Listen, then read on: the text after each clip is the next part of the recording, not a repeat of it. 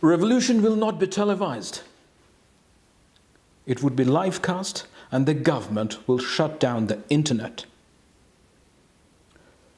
In a shocking turn of events, Bangladesh is on the brink of a revolution. For 53 years, the country has never witnessed an uprising like this. Not even in 1971, when the nation fought for its independence. The streets are filled with chaos and violence. Police and border guards are attacking unarmed students. Helicopters fly overhead. Smoke from gunfire hangs in the air. It's a war zone. But something remarkable is happening on the streets. The students refuse to back down. They are fighting for their rights, for their future, and for the future of this country.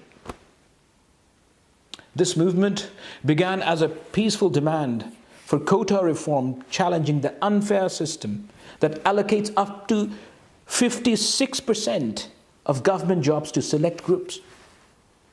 Bangladesh's quota system is a recipe for disaster.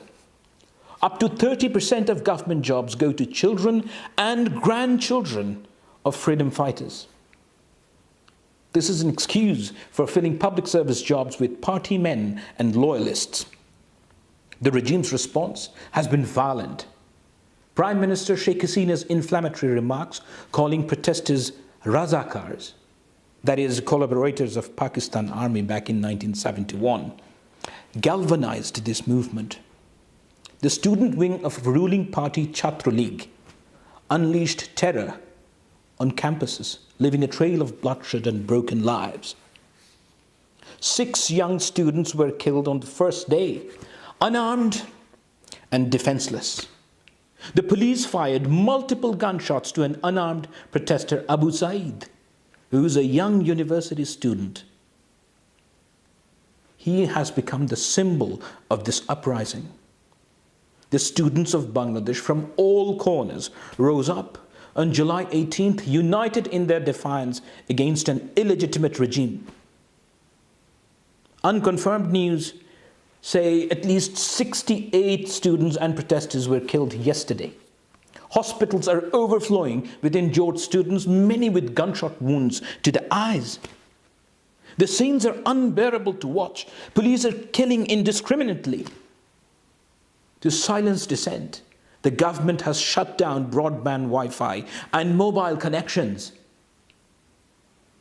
There is extreme pressure on the newspapers and TV channels not to broadcast the news of this state-sponsored violence. People are enraged, unsure of what's happening on the streets. The capital is effectively cut off from the rest of the country.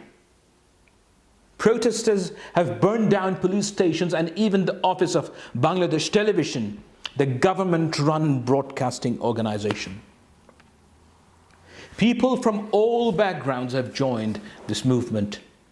The state minister's request for dialogue, after more than 50 people were killed, was met with a blunt refusal.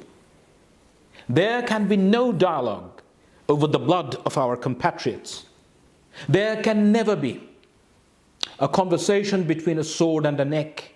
I have read hundreds of remarks such as these. The people have had enough of this autocratic regime, and their revolution will not be silenced. The students have called indefinite shutdown of the country. It seems Sheikh Hasina is not listening. She is too busy lining her pockets and using her power to crush dissent. But she underestimates the people of Bangladesh. The movement is not just about quota reform anymore. It's about economy, corruption, nepotism, democracy, and justice.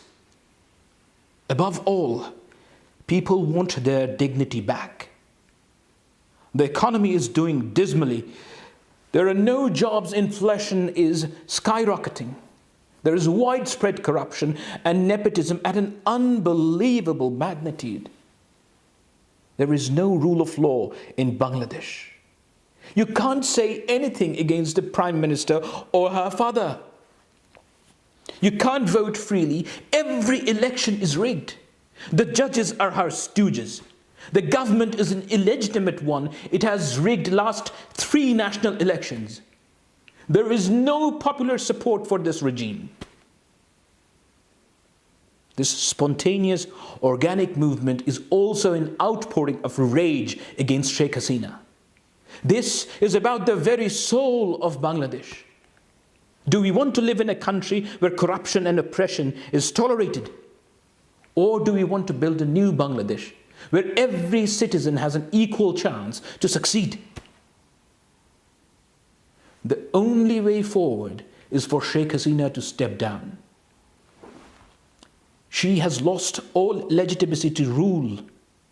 The country is moving rapidly towards a civil war against the government officials.